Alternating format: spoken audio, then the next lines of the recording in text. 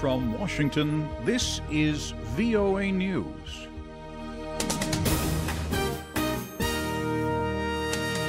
A hospital in Washington, D.C. says the Republican congressman shot and wounded early Wednesday at a congressional baseball practice is in critical condition following surgery. Representative Steve Scalise of Louisiana is the House Majority Whip. He's at the MedStar Washington Hotel after being shot in the hip on the baseball field in Alexandria, Virginia.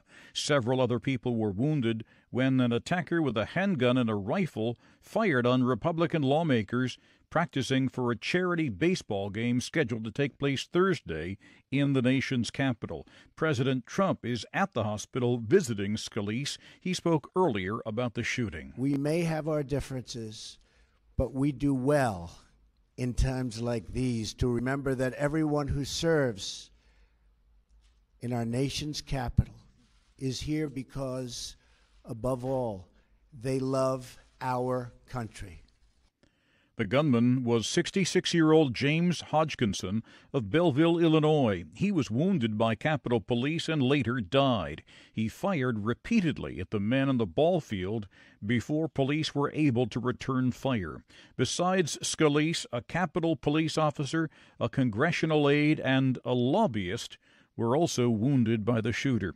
Authorities say there is no clear motive yet for his actions, and the FBI, which has taken over the investigation, says it is actively looking into Hodgkinson's associations and social media postings. Some of Hodgkinson's social media posts bitterly lashed out at President Trump. Hodgkinson was also a volunteer with Senator Bernie Sanders' Democratic presidential campaign. This is news from the Voice of America in Washington. The special counsel investigating Russian meddling in the 2016 presidential election is investigating President Trump for possible obstruction of justice, according to a report in the Washington Post newspaper. The newspaper cites 5 officials who say Director of National Intelligence Dan Coats, National Security Agency Chief Mike Rogers, and former Deputy NSA Director Richard Leggett have all agreed to talk to Robert Mueller's investigators. Mueller is looking into possible collusion between the Trump campaign and Russian attempts to interfere with last year's election and any financially related activities. Grief turned to anger as firefighters continued to battle one of London's biggest fire disasters in recent memory, and leaders faced questions about possible fire safety violations.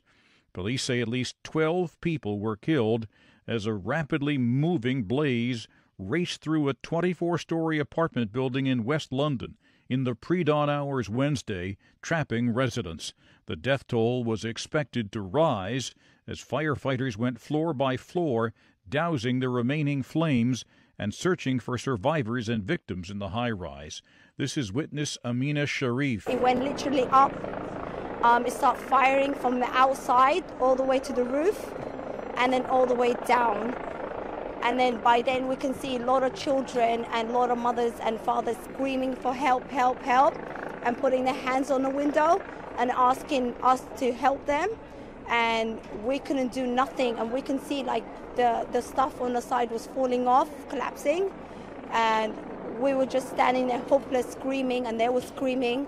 As the building continued to burn after noon Wednesday, questions emerged about why the fire spread through the building so quickly in a city where a centuries-old history of disastrous fires has caused the officials in London to install one of the world's most stringent fire codes.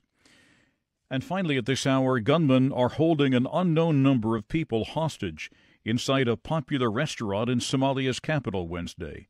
At least 9 people have been killed in the attack, which began when suspected al-Shabaab militants set off a car bomb outside the Posh Treats restaurant and then sent a group of armed militants inside.